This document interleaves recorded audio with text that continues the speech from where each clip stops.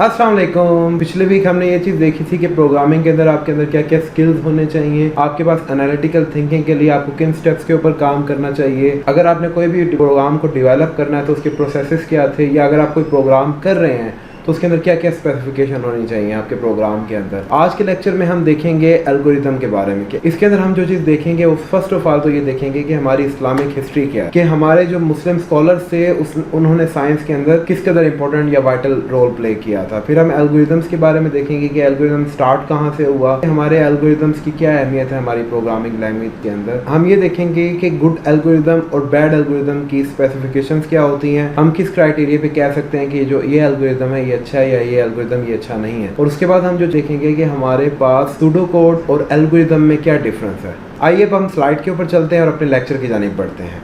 जी, हम अपने लेक्चर की जानिब आ चुके हैं। हमारे जो आज का लेक्चर है वो है एल्गोरिथम के ऊपर। एक्चुअली जो एल्गोरिथम का जिक्र है वो बिलोंग करता है हमारे मुस्लिम साइंटिस्ट से। एल्गोरिथम का कॉन्सेप्ट जिन्होंने सबसे पहले पेश किया इस दुनिया के अंदर वो अल-ख्वारिज़्म थे, जो कि एक मुसलमान साइंटिस्ट थे। कुछ मुसलमान साइंटिस्ट के कारनामे या उनकी जो इन्वेंशन है या डिस्कवरीज है वो मैं आपके सामने बयान करता हूँ। सबसे पहले अगर हम ये चीज़ देखें कि मुसलमान ही थे जिन्होंने टेक्नोलॉजी की बुनियाद रखी थी या टेक्नोलॉजी को इन्वेंट किया था। अगर हम साइंस के हवाले से बात करें तो हमारी जो 4 बुक्स हैं, 3 बुक्स जो हैं वो तो क्रिटिकल इंपॉर्टेंट है, लेकिन मैं चौथी उसके अंदर लेकर आऊँगा कंप्यूटर का नाम। विदाउट कंप्यूटर आजकल साइंस जो है वो एग्जिस्ट कर ही नहीं सकती, क्योंकि अब हम जिस दुनिया के अंदर जी रहे हैं वो एक डिजिटल वर्ल्ड है। डिजिटल वर्ल्ड जिसके ऊपर बेस कर रहा है वो आपका कंप्यूटर ही है। तो हमारे पास जो बड़ी बिग टेक्नोलॉजी थी, जो कि हमारे पास physics, chemistry, math and computer, उनके अंदर हमारे मुस्लिम साइंटिस्ट ने बहुत अहम रोल प्ले किया। जैसे कि अगर हम बायो के लिहाज से बात करें तो अकॉर्डिंग टू आवर बुक या हमें जो पढ़ाया जाता है उसमें विलियम हेनरी जो थे जिन्होंने सबसे पहले जिक्र किया था ब्लड सर्कुलेशन के हवाले से, कि हमारे जिस्म के अंदर खून किस तरह सर्कुलेट करता है या हम जो खाना खाते हैं वो किस तरह सर्कुलेट होता है। तो से 1400 साल पहले, और जब विलियम हेनरी ने कॉन्सेप्ट दिया था तो उनसे भी 1000 साल पहले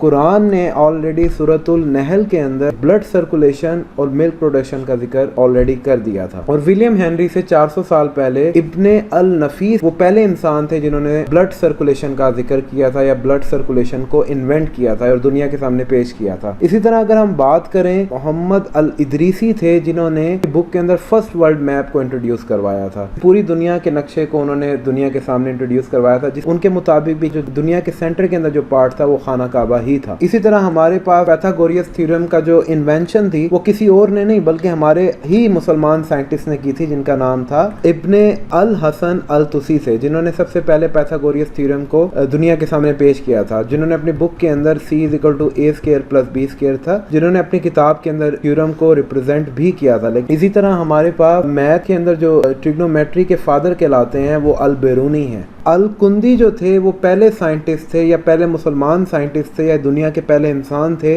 जिन्होंने ये कहा था कि जो ऑल लॉज थे वो रिलेटिव हैं। हमारे मुताबिक आइंस्टाइन थे जिन्होंने थ्योरी ऑफ रिलेटिविटी का कॉन्सेप्ट दिया था, लेकिन अल कुंदी वो पहले इंसान थे जिन्होंने ये कहा था कि जो ऑल लॉज हैं वो रिलेटिव हैं, एक दूसरे के ऊपर डिपेंड कर रहे होते हैं। इससे पहले न्यूटन थे जिन्होंने रिलेटिविटी का नहीं बल्कि एब्सोल्यूट होने का कॉन्सेप्ट दिया था। लेकिन अल कुंदी ने आइंस्टाइन से कई हजार साल पहले ये कह दिया था कि जो तमाम चीजें हैं वो एक दूसरे के मुताबिक या रिलेटिव हैं। तो ये फिजिक्स के अंदर एक बहुत बड़ी इसको एक अहमियत हासिल है। इसी तरह हमारे पास जो केमिस्ट्री के फादर कहलाते हैं वो जाबिर बिन हयान कहलाते हैं, और हमारे पास मेडिसिन के जो फादर कहलाते हैं वो इब्ने सीना, जिनको हम कहते हैं ईवी सिना। ईवी सिना हमको लगता है कि यूरोपियन लफ्ज का एक लफ्ज है, तो शायद किसी गोरे को कहा जाता है फादर ऑफ मेडिसिन, जबकि इब्ने सीना एक मुसलमान साइंटिस्ट थे और इन्होंने बकायदा काफी किताबें भी लिखी थी। तो मैं फिर भी एक डिस्क्रिप्शन के ऊपर आपको कुछ लिंक्स भेज दूंगा जिसके अंदर मुसलमान साइंटिस्ट के हवाले से डॉक्टर जाकिर नाइक ने इस्लाम और साइंस की रोशनी के हवाले से बात की हुई है। अब हम बात करते हैं एल्गोरिथम के हवाले से, जो हमारा आज मेन टॉपिक है। मैंने ये जो आपसे बात की मुसलमान साइंटिस्ट की, वो एक्चुअली इसलिए बात की क्योंकि एल्गोरिथम की जिस इंसान ने बुनियाद रखी थी वो थे अबू जाफर मोहम्मद इब्ने मूसा अल-ख्वारिज़मी। कंप्यूटर साइंस की कोई भी फील्ड हो, चाहे वो software engineering, computer engineering, artificial intelligence, cyber security, information security, कोई भी फील्ड हो, जब भी हम कोई प्रॉब्लम सॉल्व करते हैं तो सबसे पहले हम कोडिंग नहीं करते, हम उसका एल्गोरिथम बनाते हैं। एल्गोरिथम के बाद देन हम उसकी कोडिंग करते हैं अपने कंप्यूटर के ऊपर। तो जो एल्गोरिथम था वो किसी भी प्रॉब्लम को सॉल्व करने के लिए जो हम स्टेप्स यूज करते हैं तो उसको कहते हैं हम एल्गोरिदम। अब अल-ख्वारिज़मी ने सिर्फ एल्गोरिदम की बुनियाद नहीं रखी थी, बल्कि उन्होंने अलजबरा की भी बुनियाद रखी थी, यानी कि कह लें कि मैथ की जो बुनियाद रखी है वो हमारे मुसलमान साइंटिस्ट ने रखी है। अब आज अलजबरा की बदौलत ही हमारे पास लीनियर अलजबरा का कॉन्सेप्ट है, उसकी बदौलत हमारे पास मैट्रिक्स आ जाते हैं, हमारे पास आइगन वैल्यूज, आइगन वेक्टर्स आ जाते हैं, जिसके ऊपर हमारी सारी टेलीकम्युनिकेशन जो होती है वो बेस कर रही होती है। तो ये हमारे मुसलमान ही थे। आज हम जिस तरह यूरोपियन कंट्रीज में जाके पढ़ना बड़ा एजाज समझते हैं, उस दौर के अंदर जिस कंट्री के अंदर जाके पढ़ना बड़ा एजाज समझा जाता था तो वो इराक था। मेरे पास एक प्रॉब्लम है जी, मैंने पानी पीना है। अब पानी पीने के लिए मुझे क्या क्या स्टेप को फॉलो करना पड़ेगा, या मेरे क्या स्टेप्स होंगे? सबसे पहले मेरा स्टेप होगा कि मुझे गिलास उठाना पड़ेगा। सेकंड स्टेप मेरा ये होगा कि मुझे चल कर जाना पड़ेगा डिस्पेंसर के पास। थर्ड स्टेप मेरा ये होगा कि मुझे डिस्पेंसर में बटन प्रेस करना पड़ेगा कोल्ड वाटर का, ताकि ठंडा पानी मेरे गिलास में आ सके। फोर्थ स्टेप ये होगा कि मुझे गिलास पिक करना पड़ेगा, और फिफ्थ स्टेप में मुझे बैठ कर पानी पीना पड़ेगा। तो ये कुछ स्टेप्स होते हैं कि मैंने क्या प्रॉब्लम सॉल्व की, मैंने ये प्रॉब्लम सॉल्व की कि मैंने पानी किस तरह पीना है। तो एल्गोरिथम एक्चुअली आपके पास यही चीज होता है कि स्टेप्स होते हैं कि जिनके जरिए आप किसी भी प्रॉब्लम को सॉल्व करते हैं। सिंपल।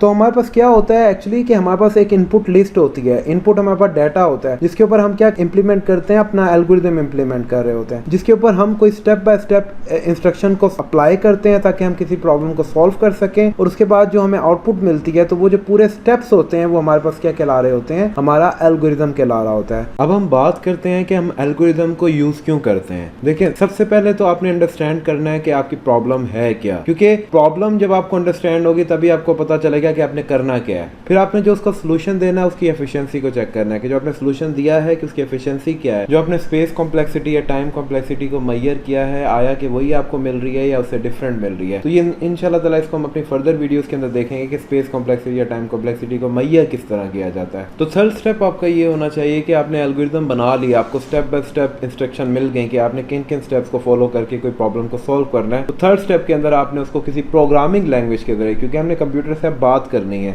उस प्रॉब्लम को सॉल्व करने के लिए, तो आपने क्या करना है, किसी प्रोग्रामिंग लैंग्वेज को यूज करते उस प्रॉब्लम को सॉल्व करना है। फोर्थ स्टेप के अंदर आप क्या करेंगे, आपने उस प्रॉब्लम को टेस्ट करेंगे। आपकी टेस्टिंग सक्सेसफुल है तो आपने अपने प्रोग्राम को वैलिडेट कर देना है, कि आपने वैलिड कर देना है कि जो आपने प्रोग्राम बनाया बिल्कुल ठीक है। अगर वो वैलिड नहीं है, अगर आपने उसे वैलिडेट नहीं किया, तो आपने अपने एल्गोरिथम को चेक करना है। एल्गोरिथम के बाद फिर दोबारा इस प्रोसीजर को आपने फॉलो करना है, एफिशिएंसी चेक करते हुए अपने प्रोग्राम को बनाना है। तो ये चीज़ बहुत क्रिटिकल या बहुत इंपॉर्टेंट है। जब भी आप प्रोग्रामिंग लैंग्वेज करने जाएँ तो सबसे पहले आप उसका एल्गोरिथम लाजमी बनाइए। एक अच्छी प्रैक्टिस है एक प्रोग्रामर के लिए। फॉर एग्जाम्पल, हमने आपके सामने एक एग्जाम्पल दिया, जैसे कि हमने दो नंबरों को सब्ट्रैक्ट करना है। जो ए है और बी है, दैट इज योर इनपुट। ये आपके पास इनपुट है, किसके ऊपर आपने कोई प्रोसेसिंग परफॉर्म करवानी है। प्रोसेसिंग क्या परफॉर्म करनी है, सेकंड स्टेप क्या होगा, आपने ए में से बी को माइनस किया और उसका जो रिजल्ट स्टोर करवा दिया एस के अंदर, यानी कि एस के अंदर उसकी इनके रिजल्ट को आपने असाइन करवा दिया। आफ्टर दैट आपने एस को प्रिंट करवा दिया। पोज करें ए की वैल्यू 5 थी और बी की वैल्यू 3 थी। आपने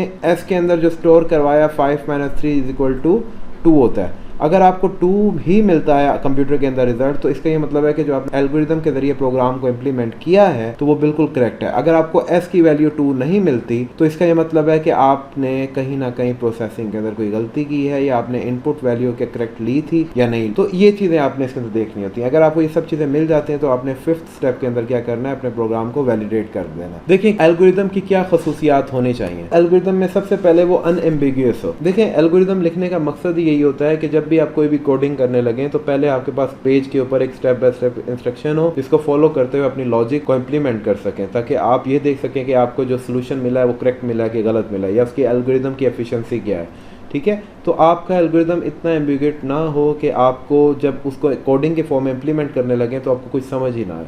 सेकंड स्टेप आपका ये होगा कि आपके पास जो इंस्ट्रक्शन होगी, जैसा कि हमने पिछले एग्जांपल में देखा था कि हमारे पास 5 सेट ऑफ इंस्ट्रक्शन थे जिसको हमने यूज़ करते हुए अपनी किसी प्रॉब्लम को सॉल्व किया था, 2 नंबरों को सब्ट्रैक्ट किया था। अब आपने जो प्रॉब्लम की है वो फाइनाइट नंबर्स के ऊपर मुश्तमिल हो, ऐसा ना हो उसके इनफाइनाइट नंबर चलते ही चले जाएं। तो जो थर्ड स्टेप है वो आपके पास ये है कि आपके पास जो इनपुट होनी चाहिए वो बिल्कुल करेक्ट होनी चाहिए, क्योंकि इनपुट ही अगर आपके पास करेक्ट नहीं होगी तो आपको कभी भी एल्गोरिथम जो है वो सही आंसर नहीं देगा। फोर्थ वन जो होगा, आपका जो आउटपुट होनी चाहिए वो आपकी डिजायर्ड होनी चाहिए। ऐसा ना हो कि जो आपको आउटपुट तो मिल रही है लेकिन उसकी एफिशिएंसी बिल्कुल ही टाइम कॉम्प्लेक्सिटी या स्पेस कॉम्प्लेक्सिटी की वजह से आपको परफॉर्मेंस अचीव नहीं हो रही। तो इसके अंदर भी आपने ये चीज़ चेक करनी है कि आपको आउटपुट आपकी डिजायर्ड मिल रही है या नहीं मिल रही। फिफ्थ स्टेप ये होना चाहिए कि जब आप उसको किसी भी प्रोग्रामिंग लैंग्वेज के ऊपर इंप्लीमेंट करें तो वो आपके जो रिसोर्सेज हैं उनको एफिशिएंटली यूज़ करें। ऐसा ना हो कि आपने जो एल्गोरिदम बनाया है जब आप उसको कोडिंग के ऊपर इंप्लीमेंट करने लगे तो आपके पास रिसोर्सेज ही ना रहे, या आपकी कंप्यूटेशन पावर ज़्यादा यूटिलाइज हो रही हो, या आपकी रैम ज़्यादा यूटिलाइज हो रही है, आपके पास मेमोरी स्पेस ही ना हो आपके इनपुट को स्टोर करवाने के लिए, आपके प्रोग्राम को स्टोर करवाने के लिए। तो आप ये फिजिबिलिटी जो चेकिंग होगी आप पहले कर लेंगे। एल्गोरिदम लिखने का मकसद ये होता है कि आप उसकी एफिशिएंसी चेक कर लें। और एक चीज़ हमेशा याद रखें, जब भी आप एल्गोरिदम को इंप्लीमेंट करें तो एल्गोरिदम जो होता है वो इंडिपेंडेंट ऑफ लैंग्वेज होता है। ऐसा नहीं होता कि मैं जो एल्गोरिदम लिखूंगा वो सी लैंग्वेज पे इंप्लीमेंट होगा, सिर्फ वो जावा पे इंप्लीमेंट नहीं हो सकता, बल्कि जो एल्गोरिदम होता है वो जेनेरिक होता है। आप उसे किसी भी प्रोग्रामिंग लैंग्वेज के ऊपर इजीली इंप्लीमेंट कर सकते हैं। कोशिश यही करें कि अपने एल्गोरिदम के अंदर जितनी आप नेस्टेड चीज़ों को यूज़ कर रहे हैं उनको कम से कम करें,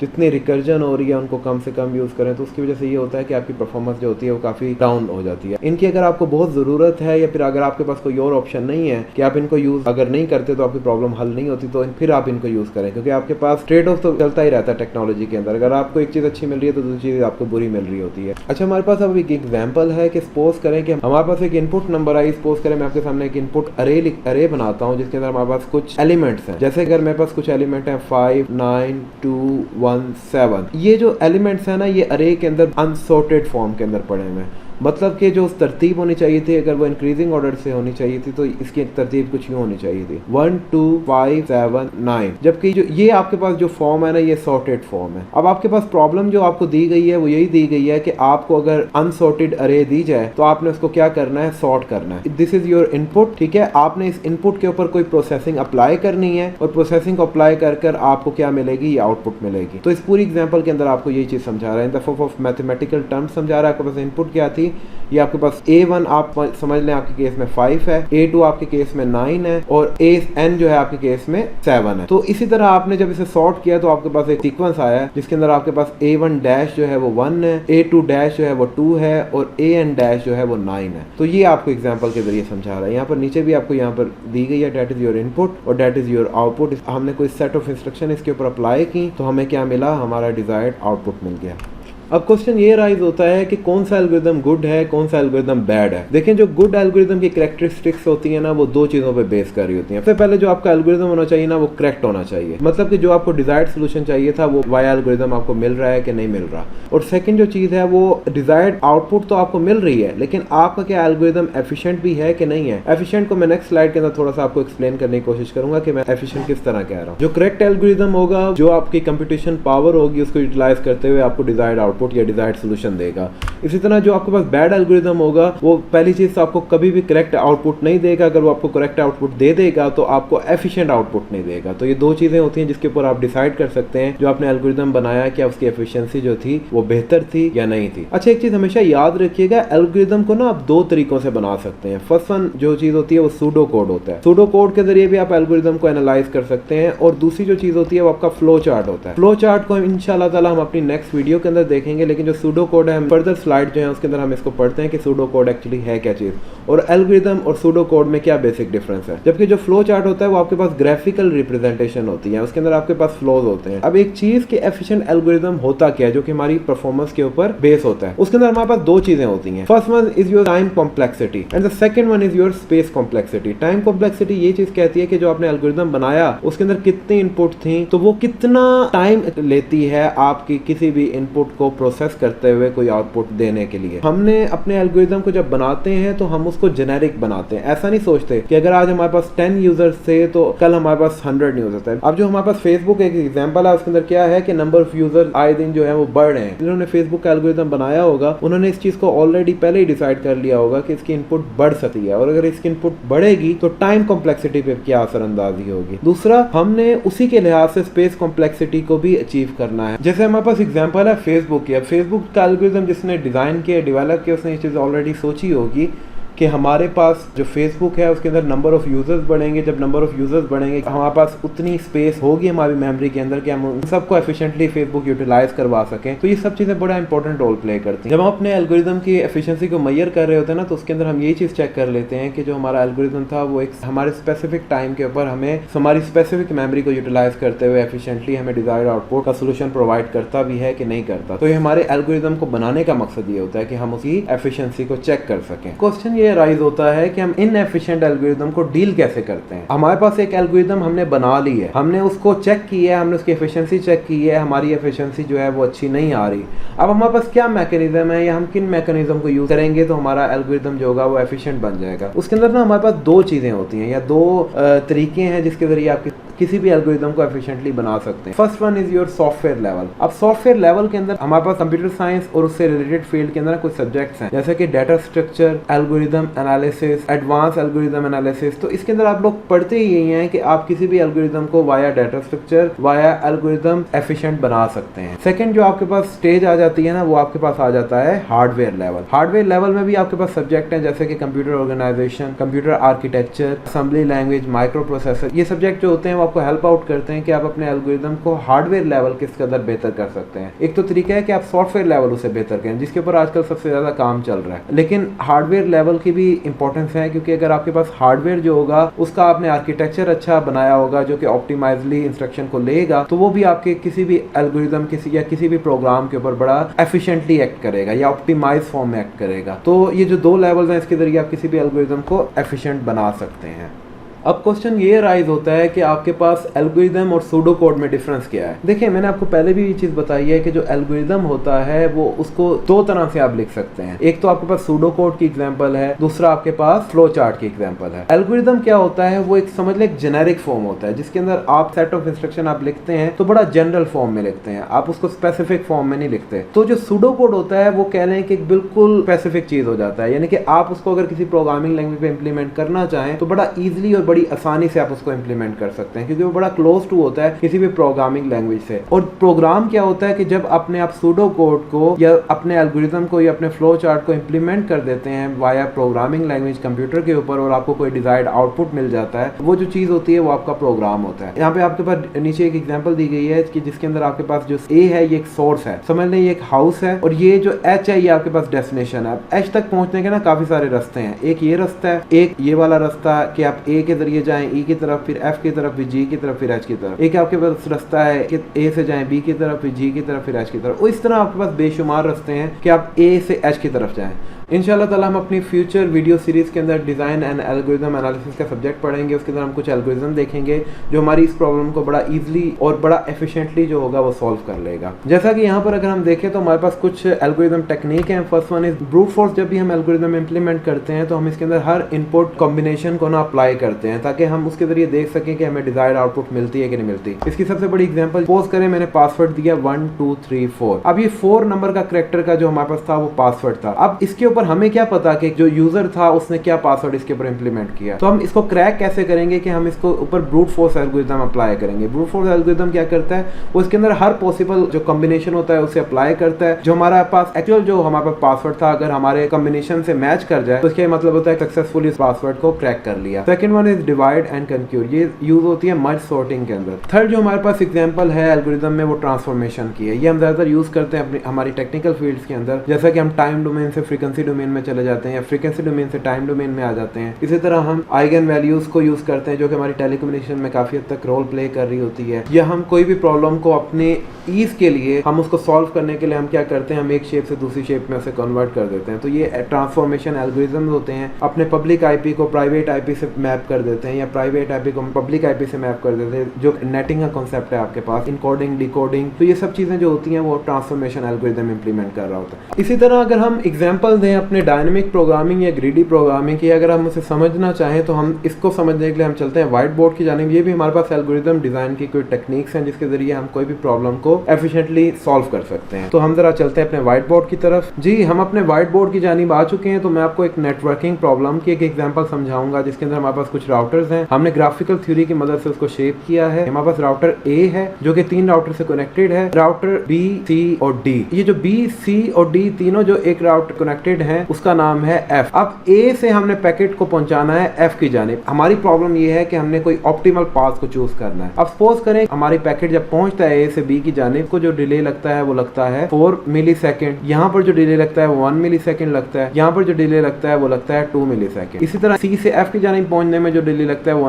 1 मिली सेकेंड लगता है, b से f की जानिब जो डिले लगेगा वो 4 मिली सेकेंड लगेगा और d से f की जानिब जो डिले लगेगा 1 मिली सेकेंड। अगर आप ग्रीडी एल्गोरिथम को इसके ऊपर इंप्लीमेंट करेंगे वो कहता है कि जो एग्जिस्टिंग स्टेज होती है ना उससे ऑप्टिमल सोल्यूशन फाइंड आउट करें, जबकि जो डायनेमिक होता है वो कहता है कि आपने ओवरऑल ऑप्टिमल सोल्यूशन देना है। तो जो डायनेमिक होता है वो आपको हर हाल में आपको ऑप्टिमल सोल्यूशन देगा, लेकिन ये डिले ज्यादा प्रोड्यूस कर सकता है, यानी कि आपको जो रिजल्ट देगा वो जरा देर से प्रोड्यूस करके देगा, लेकिन जो उसके रिजल्ट होगा वो एफिशिएंट होगा। जबकि ग्रीडी के अंदर आपको फौरन रिजल्ट मिल तो जाएगा, लेकिन उसका रिजल्ट मे भी एफिशिएंट हो मे भी एफिशिएंट ना हो। अगर वो ऊपर वाला पाथ चूज करता है तो टोटल डिले उसका कितना हो गया 4 + 4 8 मिली सेकेंड। अगर वो दरमियान वाला पाथ चूज करता है तो टोटल डिले उसका कितना हो गया 10 मिली सेकेंड। और अगर वो नीचे वाला पाथ चूज करता है तो उसका टोटल डिले कितना हो जाता है 3 मिली सेकेंड। अगर ग्रीडी एल्गोरिथम से हम काम करेंगे तो वो कौन सा पाथ लेगा, वो इनिशियल स्टेज पे जो ठहरा हुआ है उसके लिहाज से ऑप्टिमल देखेगा। उसके लिहाज से जो ऑप्टिमल है वो 1 मिली सेकेंड 4 से भी छोटा है और 2 से भी छोटा है, तो वो ये वाला पाथ चूज कर लेगा। जब वो ये वाला पाथ चूज करेगा तो आगे उसके पास एक ही ऑप्शन बनता है वो कि 9 मिली सेकेंड है, तो टोटल उसका जो डिले ग्रीडी के जरिए उसको अचीव होगा वो 10 मिली सेकेंड अचीव होगा। जबकि अगर हम डायनेमिक एल्गोरिथम इसके ऊपर इंप्लीमेंट करते हैं तो जो हमारे पास मैक्सिमम डिले होगा वो कितना होगा